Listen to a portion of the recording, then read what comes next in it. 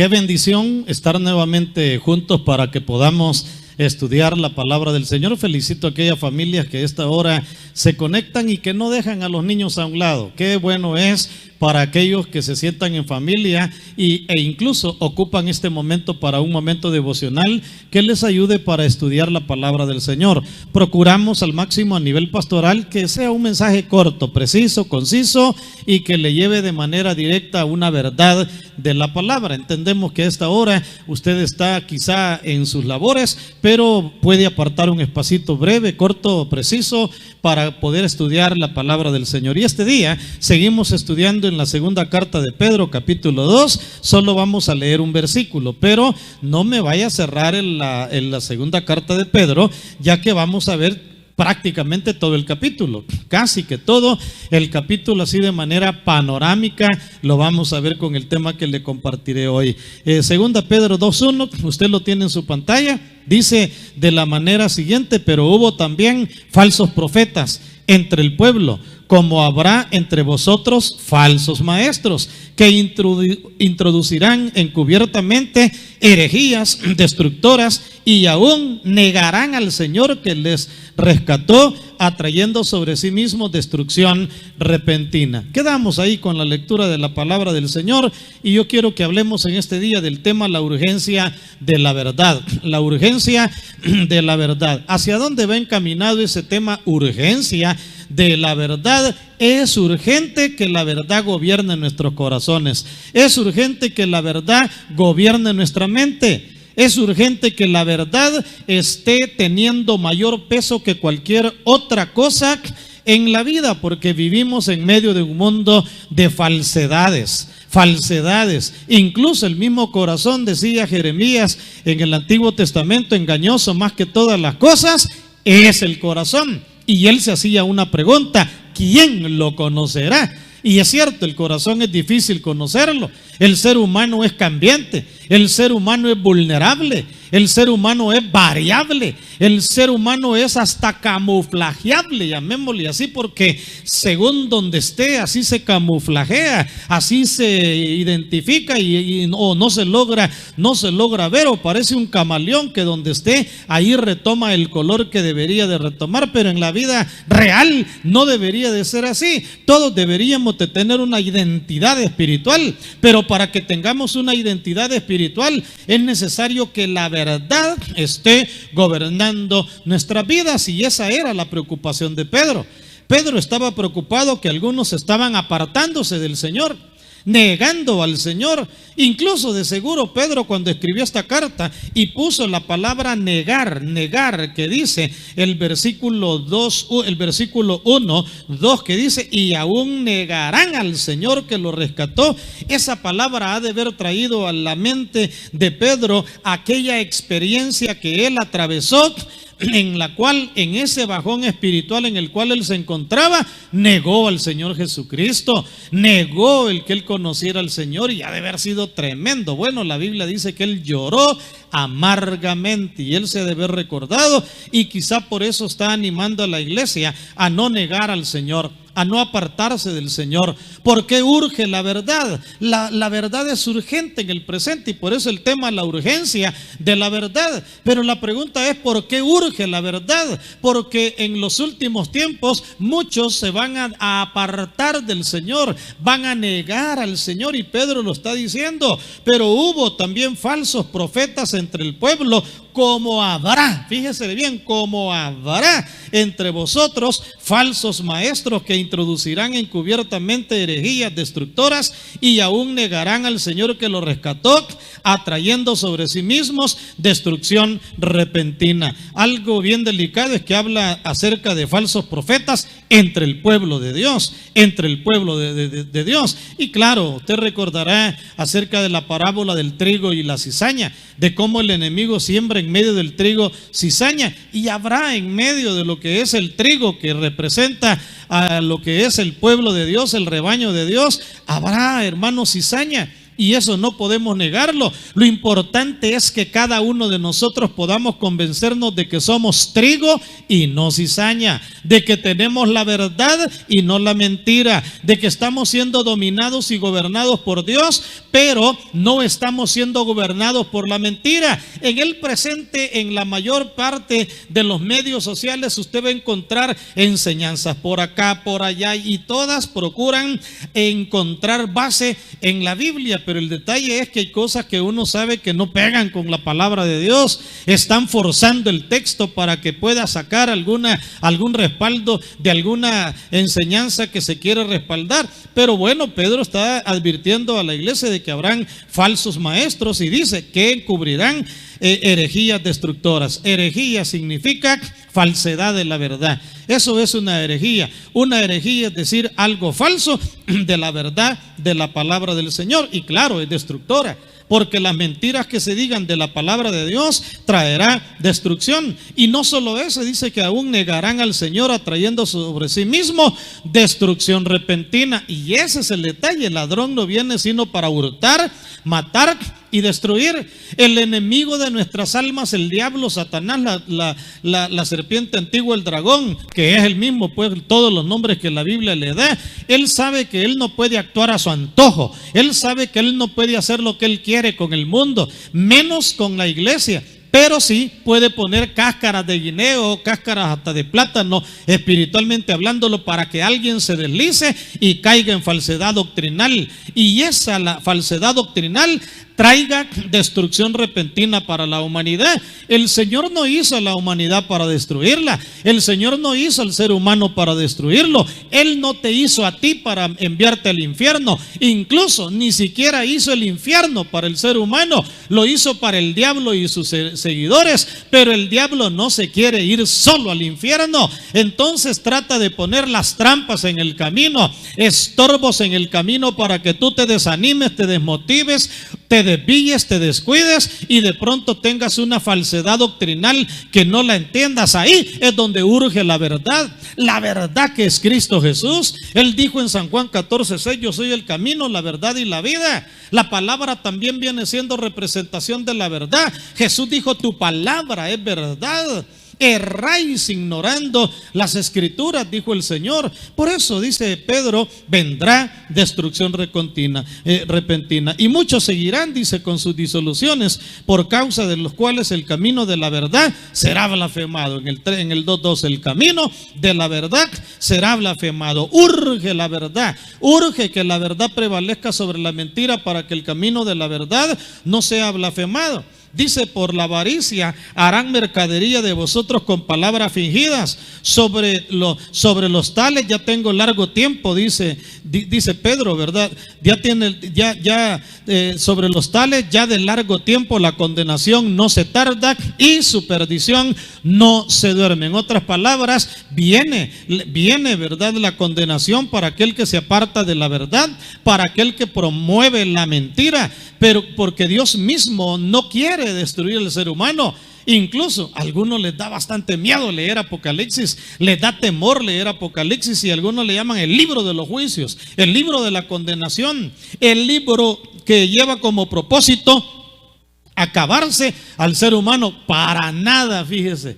Debería de leerlo, debería de reflexionarlo. Al leerlo y al reflexionarlo, usted se daría cuenta que si hay un libro que resalta la misericordia de Dios, es Apocalipsis. Después de los 21 juicios que cae sobre la tierra, siempre después de los 7 juicios de los sellos, y aún así no se arrepintieron. Después vienen los juicios de las trompetas, y aún así no se arrepintieron. Después los 7 juicios de las copas, y aún así no se arrepintieron. Pero ¿qué quiere decir eso de que aún así no se arrepintieron? El Señor espera el arrepentimiento del ser humano. Lastimosamente, cuando el ser ser humano no se arrepiente, entonces no hay perdón. Los mismos ángeles del cielo no se arrepintieron y no hubo perdón. Pedro en el capítulo 2, versículo 4, que en el mismo capítulo que le estoy mencionando que hemos leído, Pedro dice: porque si Dios no perdonó a los ángeles que pecaron, sino que arrojándolos al infierno, los entregó a prisiones de oscuridad para ser reservados al juicio. Si no perdonó, ¿cómo vas a ser librado tú? Dice. Luego en el versículo 5 dice: y si no perdonó al mundo antiguo, sino que guardó a Noé, pregonero de justicia, con otras 7 personas, trayendo el diluvio sobre el mundo de los impíos. Claro, para que el Señor enviara el juicio del diluvio, pasaron años y años, más de 100 años. Y dice en el versículo 6: y si condenó por destrucción a las ciudades de Sodoma y Gomorra, reduciéndolas a ceniza, poniéndolas como ejemplo a los que habían de vivir impíamente. Y mire, Sodoma y Gomorra no los destruyó de la noche a la mañana. Sodoma y Gomorra fueron ciudades inmorales, despiadadas, que desagradaban el nombre del Señor, pero no quisieron oír el mensaje. No había nadie que quisiera entregarse. Abraham intercedió por Sodoma, y el Señor, incluso por 10 personas que hubieran en Sodoma, el Señor los hubiera perdonado, pero ya no se animó Pablo, ya no se animó el apóstol Pablo a seguir regateándole al Señor, porque de 50 se llegó hasta 20 personas, hasta ahí. Y ya no dijo, ¿verdad? 10, porque si hubieran 10, porque pues sí, si 10 no iban a haber en Sodoma, y menos de 10 menos que iban a haber en Sodoma. En el versículo 7 dice que libró al justo Lot, abrumado por la nefanda conducta de los malvados. El Señor lo libró a él y su familia. Los yernos porque no quisieron. ¿Pero por qué? Porque Lot mantuvo verdad en su corazón, que andaba metido donde no tenía que andar metiéndose, que andaba viviendo donde no tenía que andar viviendo. Pero él dice, ¿qué dice? ¿Cómo describe la Biblia a Job? ¿Cómo lo describe la Biblia a Job? En el versículo 8 dice: porque este justo que moraba entre ellos y afligía cada día su alma justa, afligía cada día su alma justa, viendo y oyendo los hechos inicuos de ellos. Él se afligía cuando veía el homosexualismo en Sodoma. Él se afligía cuando veía el lesbianismo en Sodoma, el bestialismo, ¿verdad? En Sodoma. Se afligía en el alma, pero y de seguro le habló a algunos, pero nadie quería oír. Pero el Señor lo libró, al final lo libró. Y dice el versículo 9: ¿sabe el Señor librar de tentación a los piadosos y reservar a los injustos para ser castigados en el día del juicio? Pero Dios es paciente y Dios lo muestra en su paciencia. Por eso urge la verdad. Dice el versículo 10: y mayormente aquellos que siguiendo la carne andan en concupiscencia, en inmundicia, y desprecian el señorío. Tremendo. Por eso es necesario cultivar la verdad, para que al cultivar la verdad no sigamos la carne, para que al cultivar la verdad no andemos en concupiscencia, no andemos en inmundicia, no despreciemos el señorío del Señor. Dice en el versículo 10 al final: atrevidos y contumaces no temen decir mal de los potestades superiores, mientras que los ángeles, que son mayores en fuerza y en potencia, no pronuncian juicio de maldición contra ellas delante del Señor. Pero esto, dice Pedro, hablando mal de cosas que no entienden, como animales irracionales. Mire cómo lo llama la palabra: animales irracionales, nacidos para presa y destrucción, perecerán en su propia perdición, recibiendo el galardón de su injusticia, ya que tienen por delicia el gozar de deleites cada día. Estos son inmundicias y manchas, quienes aún mientras comen con vosotros, dice, se recrean en sus errores, tienen los ojos llenos de adulterio, no se sacian de pecar, seducen a las almas inconstantes, tienen el corazón habituado a la codicia y son hijos de maldición. Han dejado el camino recto y se han extraviado siguiendo el camino de Balaán, hijo de Beor, el cual amó el premio de la maldad y fue reprendido por su iniquidad iniquidad, pues una muda bestia de carga, hablando con voz de hombre, refrenó la locura del profeta. Una descripción de aquellos que no son dominados por la verdad. ¿Se da cuenta por qué el tema, la urgencia de la verdad? Urge la verdad para no apartarnos del Señor, urge la verdad para no negar al Señor, urge la verdad para que el juicio no recaiga sobre nuestras vidas, porque de lo contrario dice la palabra que vendremos a ser, versículo 17, fuentes sin agua, nubes empujadas por las tormentas, para las cuales la más densa oscuridad está reservada para siempre, pues hablando palabras infladas y vanas, seducen con concupiscencia de la carne y disoluciones a los que verdaderamente habían huido de los que viven en error. Hasta el que ha huido del que vive en error, de no tener cuidado, puede ser influenciado por la mentira. Versículo 19 dice: les prometen libertad y son ellos esclavos de corrupción, porque el que es vencido por alguno es hecho esclavo de lo que venció. Ciertamente, si habiendo ellos escapado de las contaminaciones del mundo por el conocimiento del Señor y Salvador Jesucristo, enredándose otra vez en ellas, son vencidos, su postrer estado viene a ser peor que el primero. Y es cierto, una persona que se aparta de la verdad viene a ser al final peor que cuando inició. He conocido personas conocedores de la palabra, amantes de Dios, conocedores del Señor, servidores en sus congregaciones, pero se tropezaron, se apartaron, se amargaron y se dejaron llevar por la falsedad y viven en continua amargura y no pueden ser renovados y restaurados por su necedad. Dice que su postrer estado viene a ser peor que el primero, porque mejor le hubiera sido no haber conocido el camino de la justicia, que después de haberlo conocido, volverse atrás del santo mandamiento que le fue dado. Y mire cómo termina el capítulo 2 Pedro, dice en el versículo 22, pero les ha acontecido lo del verdadero proverbio: el perro, uy, qué duro eso, vuelve a su vómito, y la puerca lavada a revolcarse en el cieno. Así trata Pedro a los que se apartan de la verdad. Esa es la manera en que Pedro trata a los que se apartan de la verdad.